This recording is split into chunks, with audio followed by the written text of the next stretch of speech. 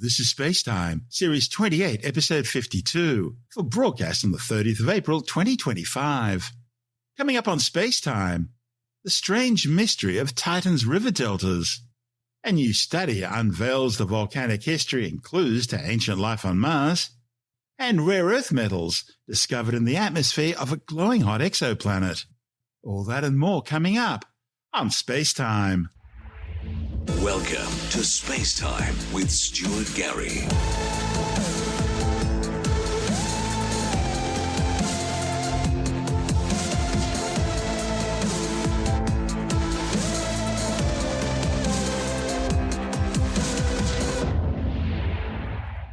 Scientists are looking for the Saturnian moon Titan's missing river deltas. For researchers who want to learn about the geological past of a planet, river deltas are a great place to start. See, deltas gather sediments from large areas into one small place. There they can be studied and reveal climate, tectonic histories, or even signs of past life. And that's why NASA sent its most recent Mars rover, Perseverance, to Jezero Crater, home of a prominent and well-preserved river delta. And it's also why planetary scientists are so interested in finding deltas on Saturn's moon Titan. Titan is a unique place in our solar system. It's the only planetary body in our solar system other than Earth that has liquid rains that form rivers and streams across its surface and eventually flow down into lakes and seas. But unlike the Earth, on Titan the liquid isn't water but methane and ethane. See, Titan's so cold, water is frozen solid, forming much of the bedrock. Still, because river deltas are a great place to study an area's history, planetary scientists have been interested in finding river deltas on Saturn's moon Titan. Like on Earth, river deltas on Titan are likely to be a treasure trove of scientific data. But there's one problem. It seems Titan is largely devoid of river deltas, despite its large rivers of liquid methane and ethane. So a new study, reported in the Journal of Geophysical Research Planets, has been trying to understand Titan's strange geography and why it's so different to other worlds like the Earth and Mars. The study's lead author, Sam Birch from Brown University, says while disappointing, this absence of river deltas on Titan does raise a host of interesting questions. See, Birch says scientists have always taken it for granted if you have rivers and sediments, you're bound to get river deltas. But it seems Titan is very weird, making it a great playground for studying processes scientists thought they understood, but clearly don't. Titan is the largest of Saturn's 274 known moons. Its thick nitrogen and methane atmosphere gives rise to a host of Earth-like climate and weather features. Scientists first learnt of Titan's clouds, wind, rain, rivers, lakes and seas during the Cassini spacecraft flyby in 2006. Peering through Titan's thick atmosphere with its synthetic aperture radar, Cassini revealed sputtering channels and large flat areas consistent with large bodies of liquid. But largely missing from the Cassini images were deltas, even at the mouths of large rivers. But it wasn't clear, however, whether these deltas were truly absent, or whether they just didn't show up in the Cassini data. See, the problem with Cassini's data is that shallow liquid methane is largely transparent in any images. So, while the images could see the broad seas and river channels, it's harder to confidently make out coastal features. That's because it's difficult to see where the coast ends and where the seafloor begins. For the study, Birch developed a numerical model that simulates what Cassini would see if it looked at a landscape which scientists already understood well, planet Earth. In the model, the water in Earth's rivers and oceans was replaced by Titan's methane liquid, which has different radar absorption principles compared to water. Birch says he basically made synthetic images of the Earth that assumed properties of Titan's liquid instead of Earth's. Once they see the transformed images of a landscape they know, they can then go back to Titan and better understand what they're looking at. But the researchers found that the synthetic images of Earth clearly resolved large deltas and many other large coastal landscapes. So if there are deltas on Titan, the size of the one, say, at the mouth of the Mississippi River, scientists should be able to see them. And if there are large barrier islands, similar coastal landscapes like those seen along the American Gulf Coast, they should be able to see those too. But when Birch and colleagues combed over the Titan images in light of the new analysis, they came up mostly empty. Aside from two probable deltas near Titan's South Pole, the rest of the moon's rivers were entirely delta-free. The authors found that only about 1.3% of Titan's large rivers that terminate at coastlines have deltas. Now, in contrast, on Earth, nearly every river of similar size has a delta of some description. It's still not entirely clear why Titan lacks river deltas. The fluid properties of Titan's rivers should make them perfectly capable of carrying and depositing sediment. Now, it could be that sea levels on Titan rise and fall so rapidly that deltas are smeared across the landscape more quickly than what they can build up at a single point. Winds and tidal currents along Titan's coast may also play an equally large role in preventing delta formation. And missing deltas aren't the only mystery raised by the new research. The new analysis of Titan's coastlines revealed pits of unknown origin deep within lakes and seas. The study also found deep channels on the floors of the seas that seem to have been carved out by river flows, but it's not clear how they got there. Now, all of these surprises are going to require a lot more research in order to fully understand them. This is SpaceTime. Still to come, a new study unveils the volcanic history of the red planet Mars and rare earth metals discovered in the atmosphere of a glowing hot exoplanet. All that and more still to come on SpaceTime. This episode of SpaceTime is brought to you by NordVPN, our official VPN partners and the ones we trust right here on the show. These days, it doesn't take a hacker in a dark room to compromise your online safety. In fact, every time you connect to a public Wi-Fi at a cafe, an airport, or even a hotel, your data could be exposed. Passwords, email, and even your personal information is all vulnerable. And that's where NordVPN comes in. NordVPN protects you with world-class encryption, keeping your online activities private and your data safe from prying eyes, no matter where you are. Plus, with NordVPN, you can stream your favorite programs securely, access content globally, and even avoid annoying bandwidth throttling. And right now, we have an exclusive deal for SpaceTime listeners, up to 74% off your NordVPN plan, plus 4 extra months free. And it all comes with a 30-day money-back guarantee. So, protect your data and protect your freedom. Head now to nordvpn.com/spacetime. That's nordvpn.com/spacetime. Your gateway to a safer, freer internet is NordVPN.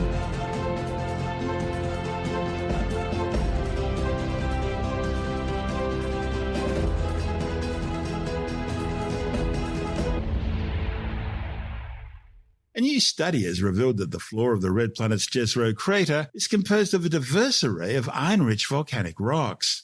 The new research, reported in the journal Science Advances, is providing fresh insights into the crater's geological history. The observations by NASA's Mars Perseverance Rover are providing scientists with their best chance yet to uncover signs of ancient life. The study's lead author, Michael Tice from Texas A&M University, says that by analysing these diverse volcanic rocks, scientists have gained valuable insights into the processes which shape this region of Mars.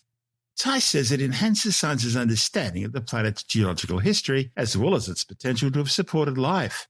Perseverance landed in Jezero Crater back on February 18, 2021, as part of the Mars 2020 mission's search for signs of ancient microbial life on the red planet. The rover's been collecting core samples of Martian rock and regolith for a future sample return mission and analysis back on Earth. Meanwhile, scientists like Tice are using the rover's high-tech tools to analyze Martian rocks in situ to determine the chemical composition and detect compounds that could be signs of past life. The 6-wheel car-sized mobile laboratory also has a high-resolution camera system that provides detailed images of rock texture and structure. But Tice says the technology is so advanced compared to that of past Mars rovers that they're now gathering new information, detailed chemical analysis, mineral compositions, and even microscopic textures at unprecedented rates. Tice and colleagues analysed rock formations within the crater to better understand Mars's volcanic and hydrological history. The authors used an advanced spectrometer called Pixel to analyse the chemical composition and textures of rocks at the Maz Formation, a key geological area within Jezero Crater. And the author's analysis revealed 2 distinct types of volcanic rocks. The first type, dark-toned and rich in iron and magnesium, contains intergrown minerals such as pyroxene and plagioclase feldspar with evidence of altered olivine. The second type, a lighter-toned rock classified as trachyandesite, includes plagioclase crystals with a potassium-rich ground mass. Now, these findings indicate a complex volcanic history, one involving multiple lava flows with varying compositions. To determine how these rocks were formed, the authors conducted thermodynamic modelling, a method that simulates the conditions under which the minerals were solidified. Their results suggest that the unique compositions resulted from high-degree fractional crystallization, a process where different minerals separate out of molten rock as it cools. They also found signs that the lava may have mixed with iron-rich material from the Martian crust, further changing the rock's composition.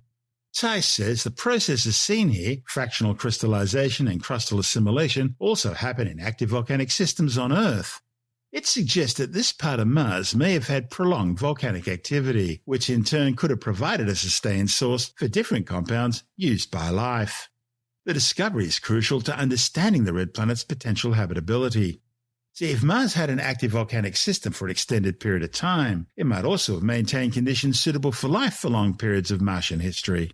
The authors carefully selected their sample rocks because they contain clues to the red planet's past environments. But the real data will come with a future Mars sample return mission. A collaborative effort between NASA and the European Space Agency aiming to bring back samples within the next decade is now in the planning stage. Once on Earth, scientists will be able to access these materials using more advanced laboratory techniques, allowing their analysis in far greater detail. This is SpaceTime. Still to come, rare earth minerals discovered in the atmosphere of a glowing hot exoplanet. And later in the science report, a new study shows that AI chatbots make inconsistent moral judgments. All that and more coming up on SpaceTime.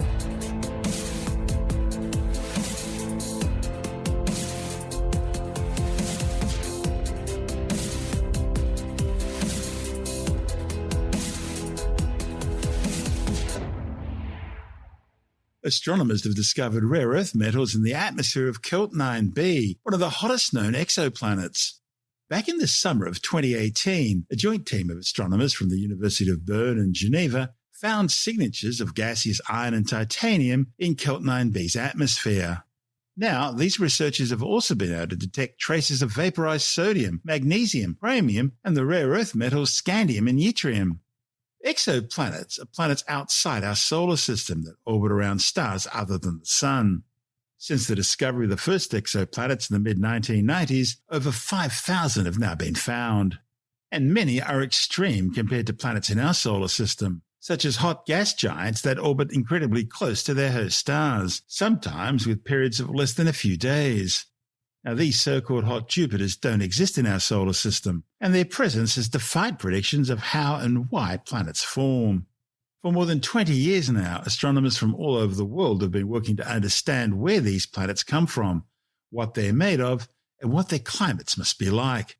The planet's host star, Kelt 9, is located 650 light-years from Earth in the constellation Cygnus the Swan. Its exoplanet, Kelt 9b, exemplifies the most extreme of these hot Jupiters. That's because it's orbiting very closely around a star that's almost twice as hot as the Sun, and therefore the atmosphere of this hot Jupiter reaches an incredible 4,000 degrees Celsius. Now, in such heat, all elements are almost completely vaporized, and molecules are broken apart into the constituent atoms, very similar to the outer layers of stars. Now, this means that Kelt 9b's atmosphere contains no clouds or aerosols, and the sky is clear and mostly transparent to light from its host star. The atoms that make up the gas of the planet's atmosphere absorb light at very specific wavelengths in the spectrum, and each atom has a unique fingerprint of colors that it absorbs. These fingerprints can be measured with a sensitive spectrograph mounted on a large telescope, allowing astronomers to determine the chemical composition of atmospheres of planets many light-years away. Now, for this study, the authors used the HARPS North spectrograph, mounted on the Italian National Telescope on the island of La Palma. They found iron and titanium atoms in the hot atmosphere of Kelt 9b. One of the study's authors, Kevin Heng from the University of Bern, says he then went to re-examine the Kelt 9b system in order to both confirm their previous detections, but also to search for additional elements. A new survey reported in the journal Astronomy and Astrophysics involved 73 atoms, including some so-called rare earth metals. These substances are less common on Earth, but are used in many advanced materials and devices. The authors predicted that the spectrum of this planet could well be a treasure trove, where a multitude of metals might be detected that have not been observed in the atmospheres of any other planets before. After careful analysis, the authors indeed found strong signals of vaporized sodium, magnesium, chromium, and the rare earth metals scandium and yttrium. The latter three of these have never been detected robustly in the atmosphere of an exoplanet before. The authors were also able to use these signals to estimate at what altitude in the planet's atmosphere these atoms were absorbing, and to learn more about strong global wind patterns high up in the planet's atmosphere, wind patterns that are blowing material from one hemisphere to the other. This report from Kevin Heng and Jan Schreemakers from the University of Bern. I'm Kevin Heng. I'm a theoretical astrophysicist who is interested in exoplanets, planets around other stars beyond our solar system. I am currently a professor of astrophysics at the University of Bern in Switzerland and the director of his Center for Space and Habitability. My name is Jens Schreemakers. I am from the Netherlands, but I've worked at the Center for Space and Habitability in the University of Bern and the Observatory of Geneva.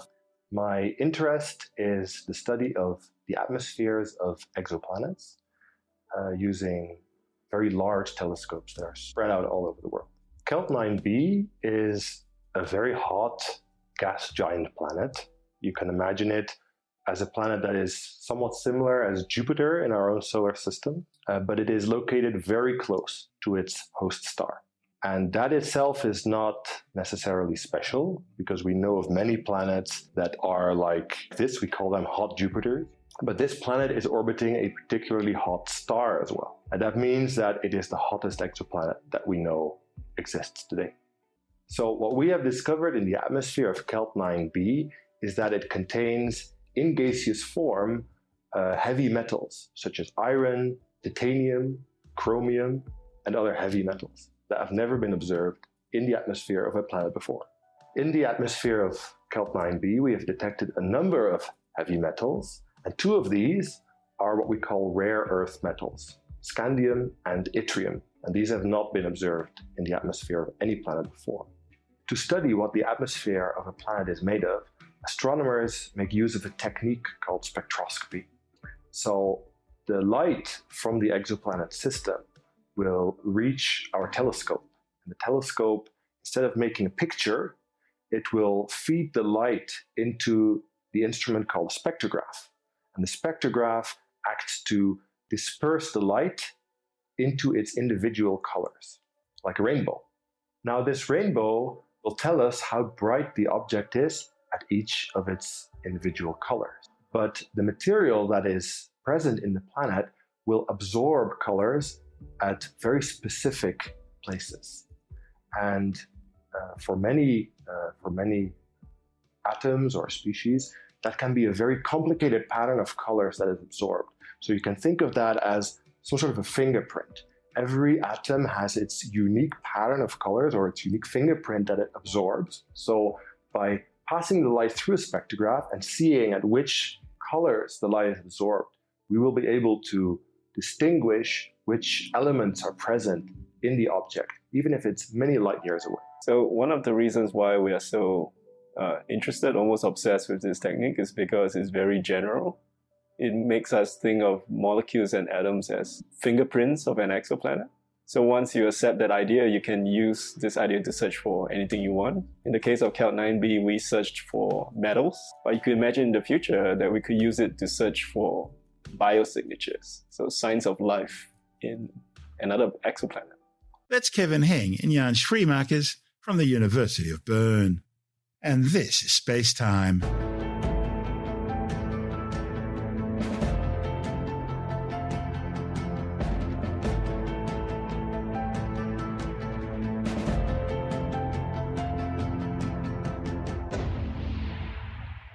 And time now to take another brief look at some of the other stories making news in science this week with a science report. A new study suggests that you can now blame when you were conceived for how you store fat. A report in the journal Nature Metabolism has found that people who are conceived during colder seasons may grow up to store fat differently in their body, putting them at an advantage when it comes to weight loss. The authors investigated the density of different types of fat in 683 people and then compared them based on whether they were conceived in the warmer or cooler half of the year. They found that those conceived in cooler months generally showed higher levels of brown fat activity, which is used to regulate body temperature and which has been linked to more energy expenditure, more heat production, less fat accumulation around body organs, and lower body mass index. Paleontologists have for the first time analysed the soft-bodied tissue of a fossilised 183 million-year-old plesiosaur. The results, reported in the journal Current Biology, showed that the long-necked marine reptile had both smooth and scaly skin. This was likely so that it could swim rapidly and move along rough seabeds. Plesiosaurs lived in the world's oceans for much of the Mesozoic era, between 203 and 66 million years ago. These reptiles could grow up to 12 metres long. They fed on fish, and they moved much like sea turtles using 4 paddle-like flippers. Until now, little had been known about the external anatomy of plesiosaurs. Fossilised soft tissue such as skin and internal organs is exceptionally rare. The specimen was found near Holzmaden in Germany and provides unparalleled insights into the appearance and biology of these long-extinct reptiles. A new study has found that chatbots make inconsistent moral judgments. A report in the Journal of the Royal Society Open Science presented large language models with a moral dilemma a self-driving car might encounter and then prompted them to choose the better of 2 options. For example, either hitting and killing the pedestrian or swerving into a barrier and killing the car's occupants. However, the scientists found that small changes to the prompts, like labelling options with letters instead of numbers, is all that it takes for a chatbot to choose differently. The authors say previous research to identify chatbots' moral biases treated them as having moral values, like humans, but this new study shows their behaviour is fundamentally different. They suggest future research should assess the reliability of large language models before trying to understand their behaviour. YouTube is celebrating its 20th birthday, 2 decades of everything from funny cat videos to major historical moments in time. With the details, we're joined by technology editor Alex Zaharov-Reutt from TechAdvice.life. Yes, they're celebrating 20 years in the business. They're the number 2 most visited website on the internet. It's the place you go. They have competition from Rumble and other places, but YouTube is Google. Google is still, despite all the AI, despite ChatGPT, despite all the things that are happening, Google is number 1. And YouTube is number 2. People use YouTube is owned by Google anyway. Yeah, that's right. And YouTube is used like a search engine. So many people discover how to do things by, it's monkey see, monkey do. You see someone on the internet showing how to fix your car or fix something that you have that, you need the instructions to, and people bring up YouTube and watch a video there. But over the 20 years, there's a few different interesting milestones. The first clip was 19 seconds long, called Me at the Zoo, and you can still watch that today. But there are now over 20 billion videos on YouTube, and that's music and shorts and podcasts. Will anything beat a cat playing a piano? Well, that, of course, was one of the famous videos as well. A lot of the memes and things that you now see on X or other places are little snippets taken out of, popular videos. But there's some interesting stats. There are over 20 million videos uploaded daily to YouTube. And so many people have their own YouTube shows and have become stars like Mr. Beast. Both YouTube Music and YouTube Kids are 10 years old each this year as well. So that's sort of halfway through YouTube's lifespan. And there's a lot of music videos that have hit the billion views club. There's more than 300 of those. Number 1 is Adele with Hello. Number 2 is Ed Sheeran with Shape of You, and Luis Fonsi with Despacito. But YouTube is 20 years old, and it'll be interesting to see how it changes in the next 20 years. The other big news, we just covered it last week, but it's happening again, another update for Samsung. In early April, there were a number of updates for, I think, the S24 series in different parts of the world to get One UI 7. But in Australia, we've had to wait until the last week of April for them to arrive here. So that's One UI 7 and Android 15. There's a lot of extra and newer AI features that have improved over what was delivered last year. But interestingly, Android 16 is going to be released about 3 or 4 months earlier. And the big Google I.O. is coming this month. And so this is where Google is going to unveil and showcase Android 16. Normally it comes when the new Pixels arrive, but they've decided to amp up the pressure on Apple and everybody else, and they want to have Android 16 ready to go. So we're going to see a whole stack of new features, but this also means that One UI 8 is going to arrive as well. So a lot of people who are just upgrading to One UI 7 will, in a few months' time, get One UI 8. Hopefully, we won't have to wait till 2026 for that. But Google has decided that it really wants to accelerate the Android timescale. So it looks as though they're going to be beating Apple every year by launching the newest version of Android before the newest version of iOS. So the big battle between Apple and Google continues. And at the moment, Google and Samsung are winning the AI race much more than Apple is. In fact, we're yet to see what Apple is going to do, because a lot of the big AI features that were meant to come by 18.4, the iOS 18.4, didn't arrive. Apple was very embarrassed about that. And yet on Samsung and Google devices, you can do a lot more with Google Gemini. You can hold the phone up and look at different things, and it can explain to you what it's seeing. In fact, one of the features, you'll be able to upload a video into Gemini with Android 16, and it can tell you what it sees and help you understand what it is you're watching. And it's going to be great for consumers globally. That's Alex Zaharov-Reutt from Tech Advice Start Life.